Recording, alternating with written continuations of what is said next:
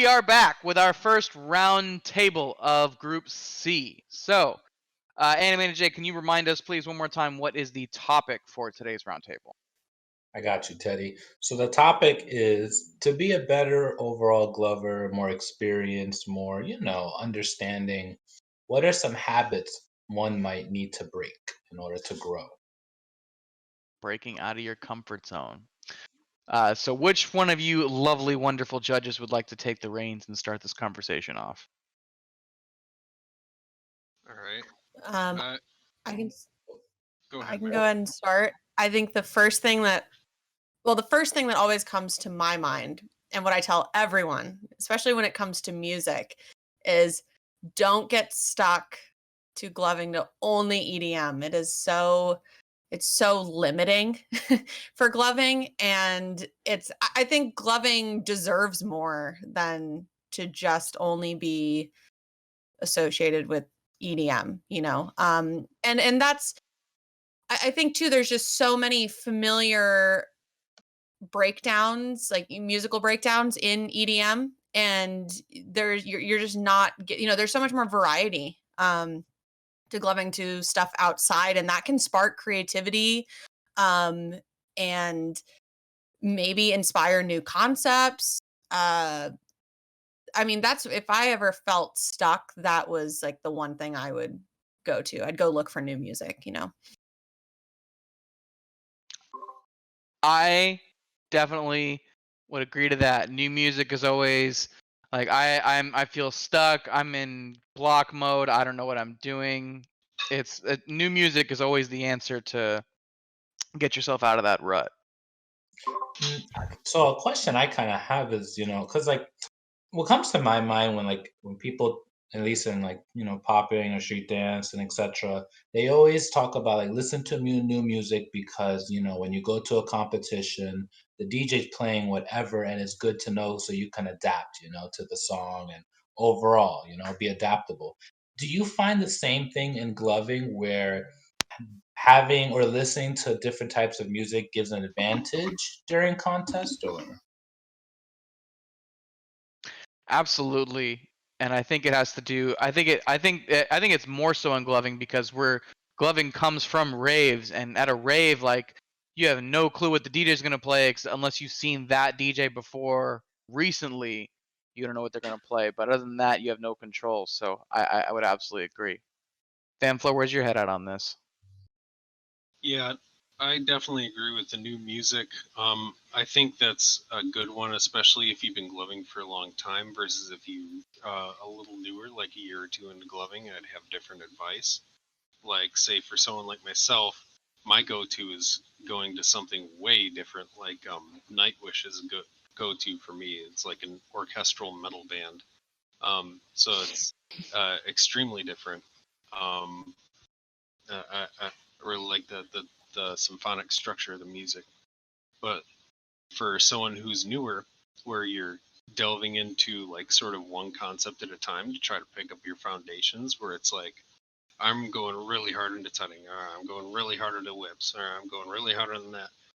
Every time you delve into a new foundation, you get stuck in a rut when you start grasping it. And I think one of the best ways when you start feeling that, and this can go at any level, if it just gets harder to identify as you get better. But like let's say you're noticing my default is I go into a bunch of tutting or a bunch of whips or something.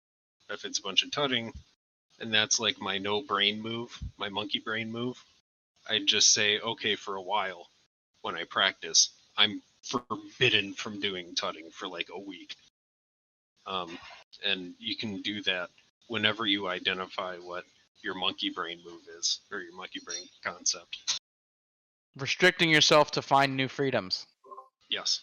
Totally. And I like that because something I'm not sure again, like if you guys do it in the gloving community, but like when I have sessions or sessions with others, we'll do these challenges where it's like, okay, you can't move your feet. Like you have to just use your arms. Or you have to use the trash can, like that's part of a prop. Or like you have to move in reverse. So we'll do these like creative challenges in order for people to kind of get out of their comfort zone. Do you guys do any challenges like that amongst in the gloving community? I think I would always just challenge like myself. Like I would watch the last thing that I did and then be like, okay, how do I do something better and different? Usually different is what I go for, because then if it's something different, then I generally can hopefully surprise myself. And I encourage people to people always look for inspiration or how to break out of something from other people, but I think we can learn a lot just from watching ourselves, and like, how do I do a different light show than the last one? Mhm. Van Flo, any thoughts on are there any challenges that you've given others or maybe you've received from others, or is there any basically maybe activities or ways of exchanging that challenge each other? Yeah, there's two or three I can think of. Two of them might kind of go together, but like one of them that I remember doing a long time ago that went around a little bit was challenging people to do one finger roll and make that one finger roll, so just this, last a full minute and to keep a constant speed the whole time. Um, and it's a lot, and it's harder than it sounds because It it's sounds so pretty hard. it's just so ungodly slow. You have to figure out ways to like mentally break it up and like make it work and get the timing down. So you can take something really simple and sort of turn it into a challenge. Personal for myself, one of the things that I like to do is um, so in flow arts like poi and staff and all those sorts of thing, like where you get the flowers, there's this idea of sort of layering motions on top of each other. Because if you think of flowers, it's you're taking a circle and you're moving it in a circle. So I tend to take things off, or sort of say this doesn't have to just be done with circles. And I like one of the things I'll tell people is like maybe you can do it with figure eight. So you have figure eights and you now move those in a figure eight. And you're like, all right, what about the other direction? So it's like an anti-figure eight. And then what about if you split them apart and then move them in different directions? And this sort of it's not always something that you can work in a show. I think sometimes it can actually be important to say, all right, let's come up with stuff that I don't care if it works or not in a show. I don't care if it looks good. I just want to break my brain a little bit. And when you do that, I think a lot of times you can come up with stuff that works in a show that's like really out there and unorthodox. And I think when someone uses a move like that, it's very noticeable. I think actually to comment on that, I think um a good challenge is when you find that stuff that doesn't quite work in a show is from there is like, oh, okay, now this is the thing. Now I'm gonna work backwards and put it into the show, or find the end byproduct of this that will actually go into my show. Yeah, so it sounds like you're taking something where you're like, oh, there's no way, like this is cool, but there's no way it could work, and then you just start like tweaking it here and tweaking it there until you get something that's like showable. Mary, you look like you're about to Something, say something. Yeah, on that. yeah. Because that just your comment just got me thinking something that's very, well, sure, I'll say it. Something that's very taboo, I think, in the gloving community is like Say it. choreography. Is Bring the yeah, juice. Bring the juice. yep. Is basically choreography. Like it's very people like to think that everything is completely improvised all the time. And so for some reason that's superior. And I think that that can be in certain circumstances, but I think if there's a certain move that you want to try and work in, I don't think it's, such a horrible thing to try and piece together, chunks of choreography, kind of like a puzzle piece. And that can allow you to it can actually be a little bit liberating because you can find yourself in certain spots in a show and then go, oh wait, I can piece this like chunk of choreography that I've worked out to incorporate this move, instead of like, oh, I have this move, now how do I just throw it in there. And and then on the flip side of that, you can always limit yourself by saying, okay, now I'm not going to use that for a certain show, or I'm going to try and enter that little, string of movements in a different way. That's fascinating. I want Mary, back to your question about choreography. Are you saying that is looked down upon by Glovers? Like if someone has a set routine, or Yeah, I think that sometimes when people, if people, if and there's a handful of times, and usually it's in reference to if someone films a video, and like one of the big questions I always get from people is, did you improvise that or did you choreograph that? And there's, at least for me personally, there's a large chunk of my videos, especially my really early ones, that were choreographed, and a lot of people didn't I think people don't like to think that things were practiced in that way, and more so learned in a way that was improvised. And I never quite understood that, on why. I think just maybe because of just the the nature of in terms of giving light shows, like at an event, people might think, oh, you're giving the same light show over and over and over again. But there's ways to kind of to again, to like, instead of coming up choreographing like one whole thing, just making chunks, and then again, like a puzzle, just piecing things together. And it doesn't have to, like, we can redefine choreography. Like, it doesn't have to just be like a choreography to a certain song. You can use choreography to maybe a bunch of different songs or different beats, and it can look different because you're you're hitting different beats, accentuating different parts of the song. interesting. Yeah, I guess combos, right? Like if you have pieces that are like set, like this is gonna be my combo or signature that I planned out.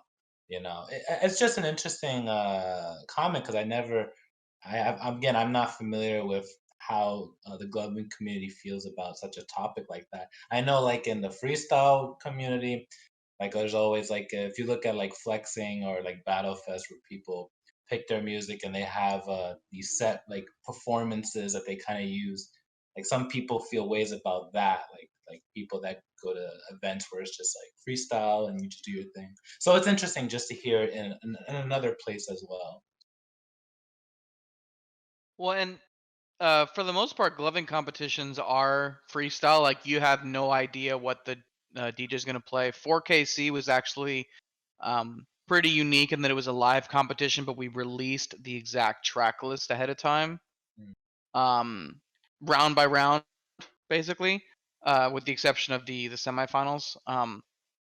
So for the most part, Glovers do have to plan to not know the music, and that is on purpose for the most part. Mhm. Mm. Nice. So, what are some other habits that perhaps Glovers may fall into, or again, Actually, comfortable? Hmm.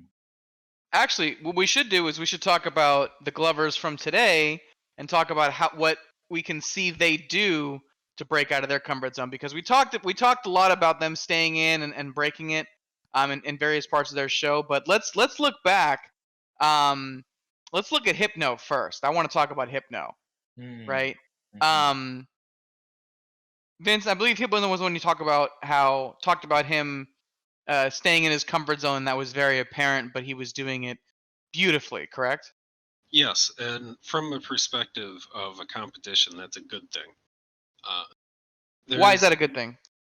Well, because I, as someone who has always, whenever I've judged for competitions, I've always had like the complexity category or whatever variant it may be called. I wonder why that Um, is.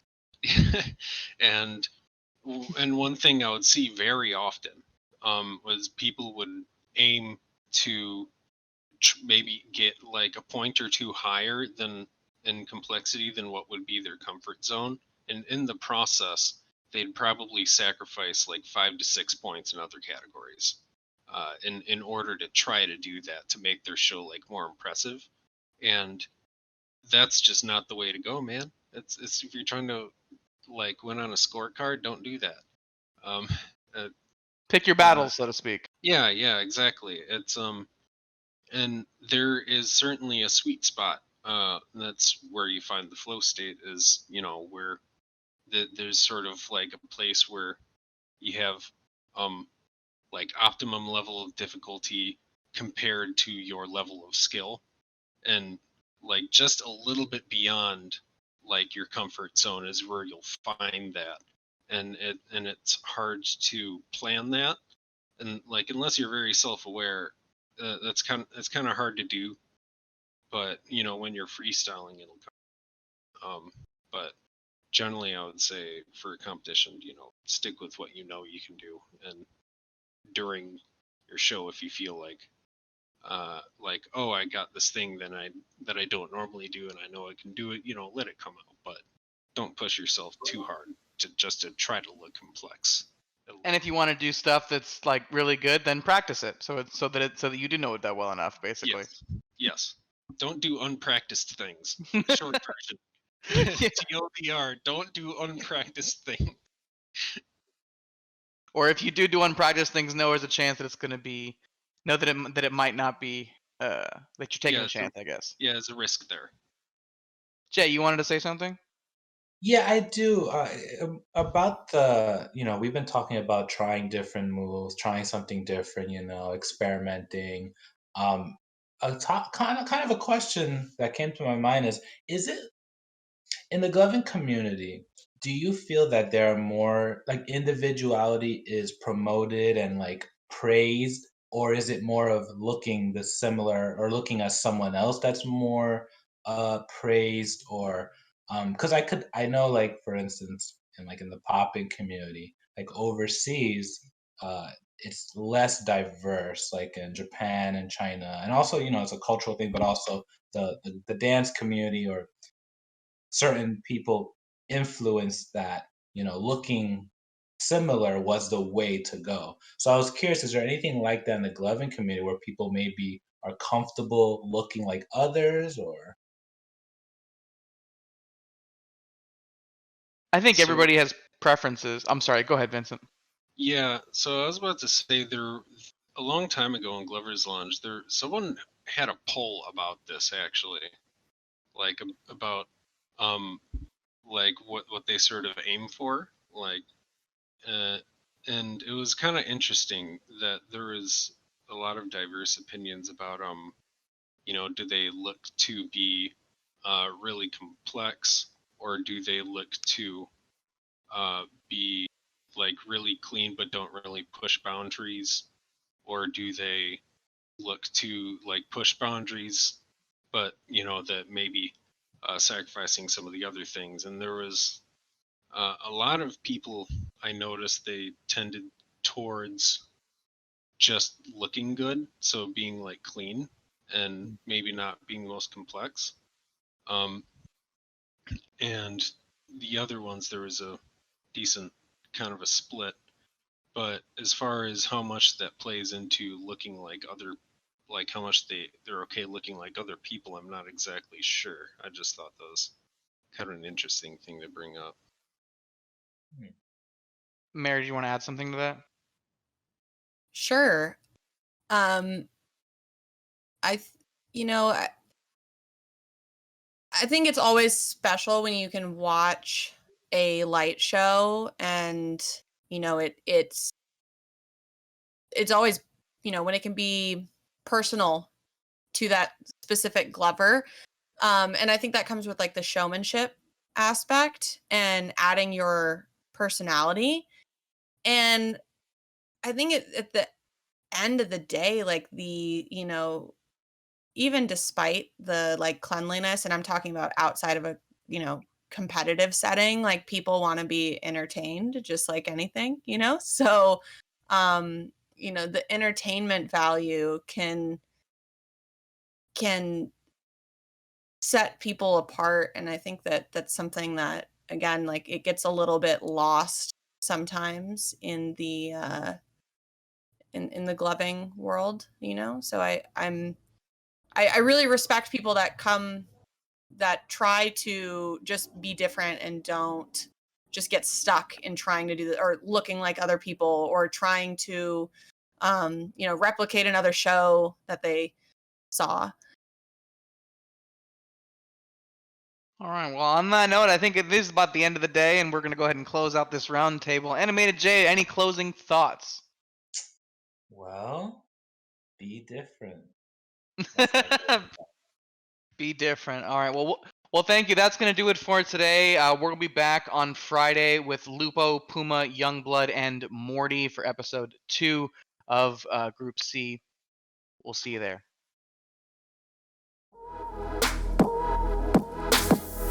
Just